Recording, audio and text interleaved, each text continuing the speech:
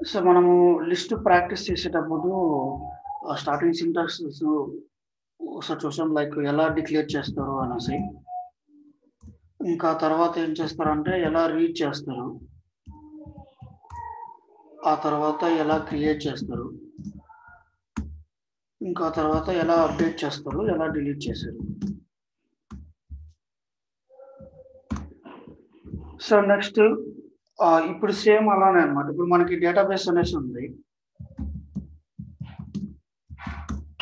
So, ఈ డేటాబేస్‌లో వచ్చేసి ఈవెన్ మనం ఏదైనా ఆపరేషన్స్ చేస్తా అంటే వాటి యొక్క సింటాక్స్ సో, లైక్ ఎలా డిక్లేర్ చేస్తాము అనేసి. ఆ తర్వాత డేటాబేస్‌లో నుంచి డేటాని ఎలా రీడ్ చేస్తారు. ఆ తర్వాత డేటాబేస్‌లోకి డేటాని ఎలా క్రియేట్ చేస్తారు. తర్వాత ఎలా అప్డేట్ చేస్తారు. తర్వాత ఎలా డిలీట్ చేస్తారు. ఇప్పుడు మనం ఇక్కడ చూస్తే గనక మన కాన్సెప్ట్స్ అనేవి సిమిలర్‌గా అనిపిస్తాయన్నమాట. అంటే మనం ఒక లిస్ట్‌లోకి ఏమేమి ఆపరేషన్స్ అయితే చేస్తామో మన డేటాబేస్‌లో కూడా ఇంచుమించు బేసిక్ ఆపరేషన్స్ అలానే చేస్తామన్నమాట. డేటాను రీడ్ చేసేది, డేటాను క్రియేట్ చేసేది, డేటాను అప్డేట్ చేసేది, డేటాను డిలీట్ చేసేది. సో, ఇక్కడ మనకొచ్చే లాంగ్వేజ్ వచ్చేసి ఒక డేటాబేస్‌తో కమ్యూనికేషన్ అవ్వాలి అంటే గనక సో, జనరల్‌గా ఎలా ఉంటాయంటే ఎస్‌క్యూఎల్ అనేసి ఉంటదన్నమాట.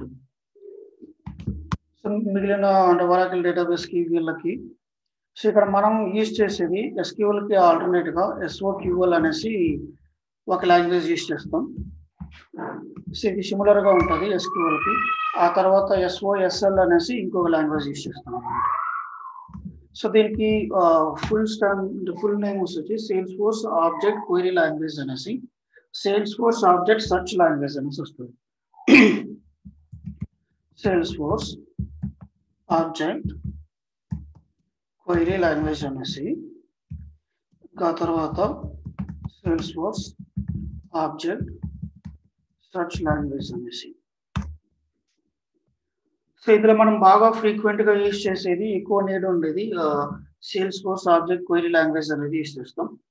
సేల్స్‌ఫోర్స్ సెర్చ్ అనేది దేనికి యూజ్ చేస్తామా అంటే ఇక్కడ సెర్చ్ అనే నేమ్‌ని బేస్ చేసుకొని అంటే మోర్ దాన్ వన్ ఆబ్జెక్ట్స్‌కి సో, మోర్ దాన్ వన్ ఆబ్జెక్ట్‌లో ఏదైనా డేటాని సెర్చ్ చేయాలంటే ఇది యూజ్ చేస్తాం.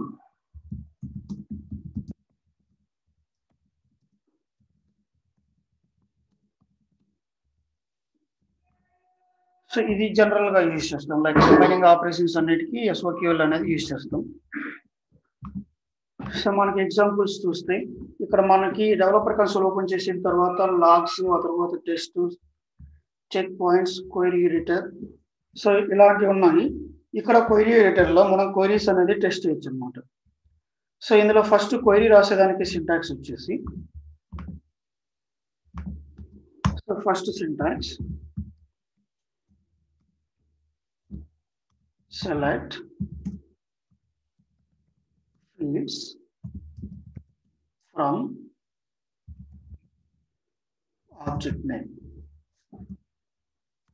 సో, నెక్స్ట్ సింటాక్స్ వచ్చేసి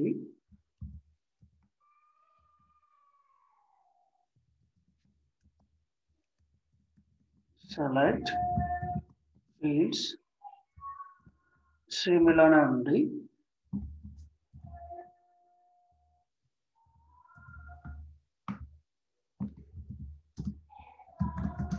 where filter conditions. సో, మనకి సో, మాక్సిమం ఇదే ఉంటది. సెలెక్ట్ ఫీల్డ్స్ అని ఇచ్చేసి ఆ తర్వాత ఏ ఆబ్జెక్ట్ నుంచి కావాలి అనేసి. నెక్స్ట్ సెలెక్ట్ ఫీల్డ్స్ అనేసి ఇచ్చేసి ఆ తర్వాత మనకు కావాల్సిన ఫిల్టర్ కండిషన్స్ అనేసి ఇక్కడ ఉంటాయి. ఒకసారి ఎగ్జిక్యూట్ చేసి చూద్దాం ఇవి ఎలా బిహేవ్ చేస్తాయి అనేసి. సెలెక్ట్ ఇక్కడ మనం ఏమనుకుంటున్నామంటే ఫీల్డ్స్ కావాలి ఫ్రమ్ ఆబ్జెక్ట్ నేమ్. సో, ఇక్కడ ఆబ్జెక్ట్ నేమ్ వచ్చేసి ప్రస్తుతానికి అకౌంట్ అనేసి తీసుకుంటున్నాం. ఇంకా ఫీల్డ్స్ వచ్చేసి అందులో ఉన్న ఐడి, నేమ్. సో, ఈ రెండు ఫీల్డ్స్ తీసుకొని ఇక్కడ కింద ఎగ్జిక్యూట్ అనేసి ఉంది. ఆ ఎగ్జిక్యూట్ అనే దాని మీద క్లిక్ చేస్తున్నాం. సో, ఈ ఎగ్జిక్యూట్ అనే దాని మీద క్లిక్ చేస్తే మన డేటాబేస్‌లో ఎన్ని రికార్డ్స్ ఉన్నాయో ఆ రికార్డ్స్ అన్ని ఇక్కడ చూపిస్తుంది అన్నమాట.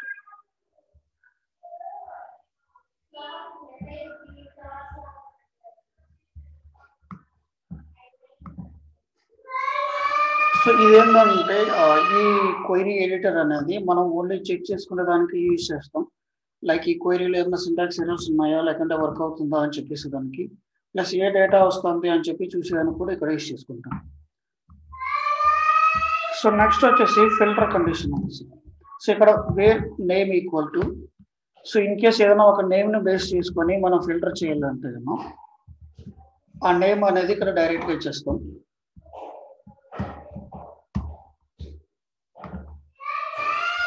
సో అప్పుడు ఆ నేమ్తో మనకు ఒక రికార్డే ఉంది కాబట్టి ఆ ఒక రికార్డ్ అనేది ఇక్కడ డిస్ప్లే అవుతుంది. సో మనం ఫస్ట్ చూసాం ఫిల్టర్ కండిషన్ లేకుండా అయితే కన్నా అన్ని రికార్డ్స్ వస్తాయి. విత్ ఫిల్టర్ కండిషన్ అయితే కన్నా ఆ కండిషన్ మ్యాచ్ అయిన రికార్డ్స్ మాత్రమే వస్తాయి.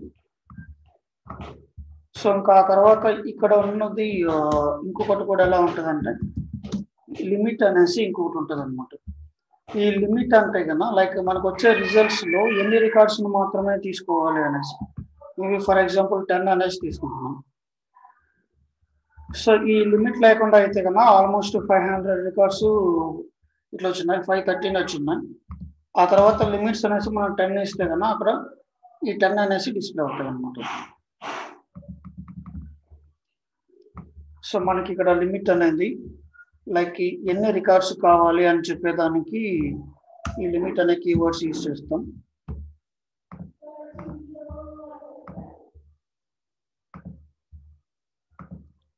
సో నెక్స్ట్ ఇంకొక ఫీల్డ్ యాడ్ చేస్తున్నాం, క్రియేటెడ్ డేట్ అనేసి.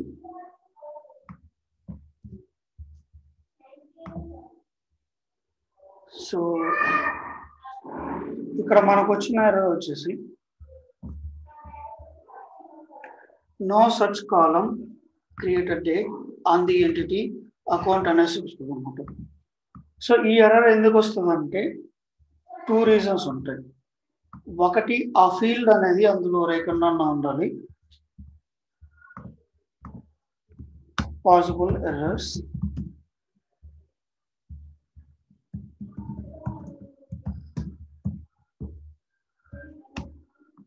సో ఫస్ట్ రీజన్ వచ్చేసి field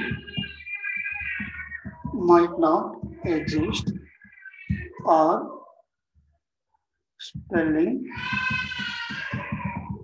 mistake.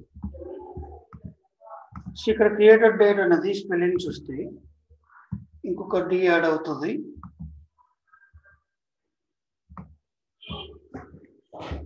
సో ఇక్కడ మనకి క్రియేటెడ్ డేట్ అనేసి చూపిస్తుంది. నెక్స్ట్ ఇక్కడ ఇంకొకటి ఆర్డర్ బై అనేసి వస్తుంది.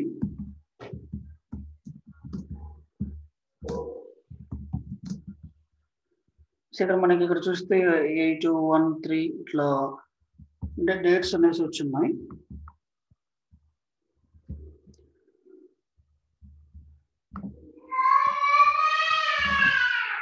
సో ఇది డిసెండింగ్ ఆర్డర్లో చూపించాలంటే కన్నా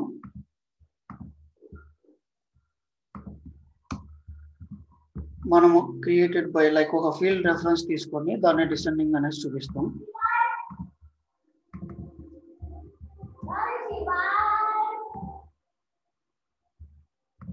సో అసెండింగ్ ఆర్డర్ వచ్చేసి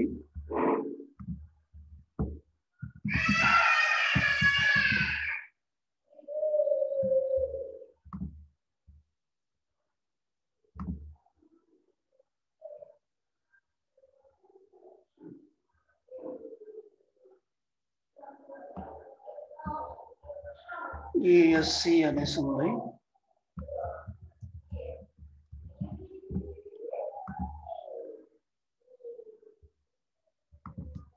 సో ఇక్కడ మనం చూస్తే కదా డేట్స్ అనేది ఓల్డ్ నుంచి వచ్చిన లైక్ 2018 నుంచి, ఇంకా తర్వాత 2019, 2020 ఇలా వచ్చినాయి అసెండింగ్ ఆర్డర్ అనేసి.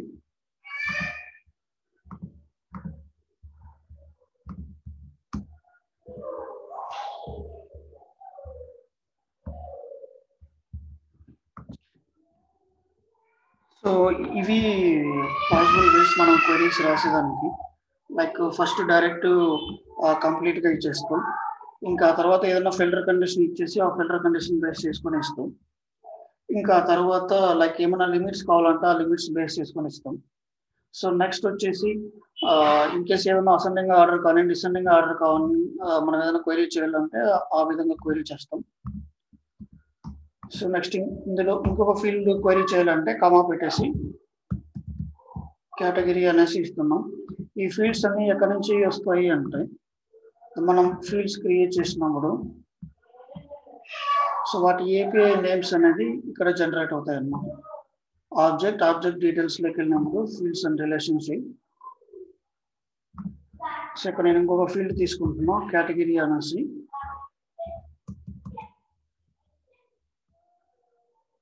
అకౌంట్ బిల్లింగ్ టైప్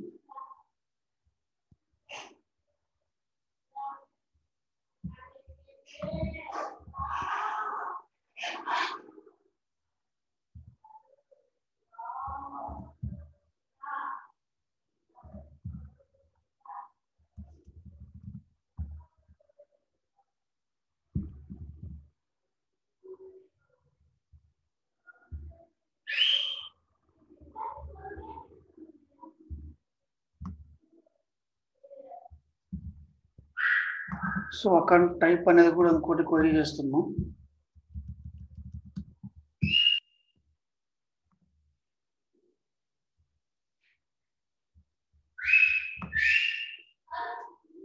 సో ఇక్కడ ఆల్మోస్ట్ అకౌంట్ టైప్ అనేది నల్ గా ఉంది.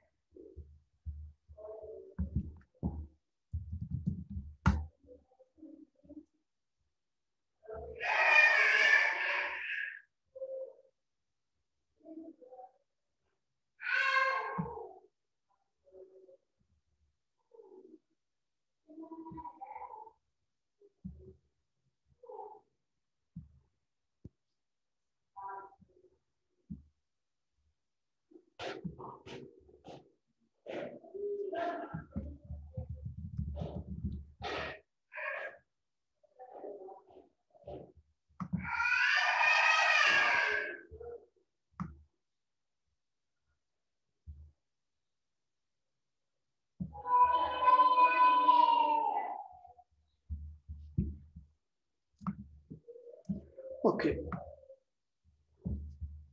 సో దీనికి ఇంకొక ఆప్షన్ ఎలా ఉంటుంది అంటే సో ఇంతవరకు మనము డైరెక్ట్ ఒకే ఆబ్జెక్ట్లో పాసిబుల్ అయ్యే క్వైరీస్ చూసాం. సో దాని తర్వాత child to parent, parent to child అనేసి రెండు వస్తాయి. Child to parent, parent to child అనేసి వస్తాయి. సో మనకి లైక్ ఎన్ని క్వైరీస్ తీసుకున్నా ఈ రెండిట్లో ఏదో ఒకటి పాసిబుల్ అవుతాయి. సో ఇక్కడ మనకి అకౌంట్ అనేది ఒక పేరెంట్ ఆబ్జెక్ట్ లాగా యూజ్ అవుతుంది, దానికి కాంటాక్ట్ అనేది ఒక చైల్డ్ ఆబ్జెక్ట్ లాగా యూజ్ అవుతుంది. సో దీనికి ఏం చేస్తాము అంటే ఆ క్వైరీస్ను రాసేటప్పుడు పేరెంట్ నుంచి చైల్డ్స్ని తీసుకురావాలంటే ఇక్కడ మనం క్రియేటెడ్ డేట్ అనేసి ఇట్లా లైక్ కామా ఇచ్చి ఎలాగైతే ఫీల్డ్స్ ఇస్తున్నామో అలాగే కామా ఇచ్చి ఇన్నర్ క్వైరీ అనేది రాయాలి. సో ఇన్నర్ క్వైరీ అనేది ఇది ఎలా రాస్తామంటే సేమ్ మెయిన్ క్వైరీ రాస్తుంటే సెలెక్ట్ అందులో ఉన్న fields like maybe ID come on name from contacts.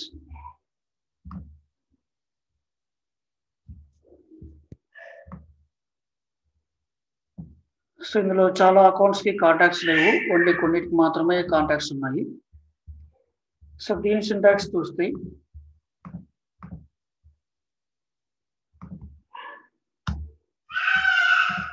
So parent to child అనే దానికి select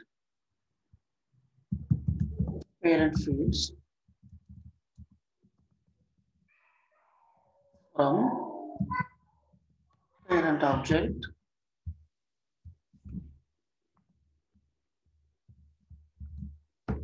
so select child fields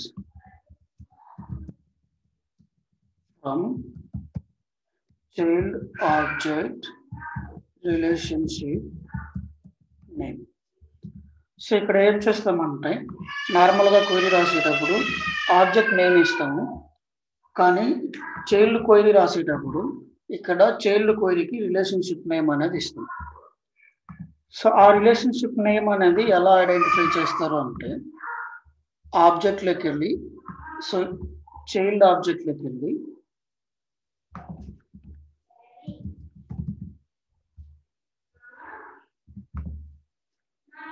ఆ పేరెంట్ ఫీల్డ్ చూసి ఆ పేరెంట్ ఫీల్డ్ మీద ఆ నేమ్ అనేది ఉంటుంది.